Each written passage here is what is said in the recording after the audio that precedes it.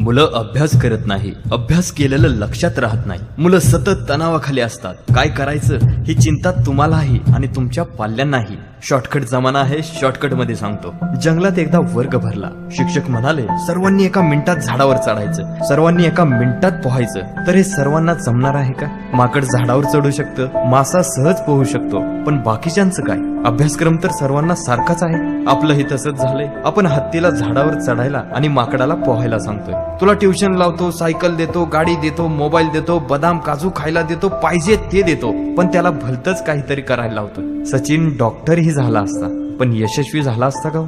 या फिल्म्स मध्येही हेच सांगितलं आहे. तुमच्या मुलांची कॅपॅसिटी ओळखा आणि त्यांना त्याच पद्धतीनं शिकू द्या. आम्ही भविष्य सांगत नाही, तुम्हाला भविष्यासाठी तयार करतोय.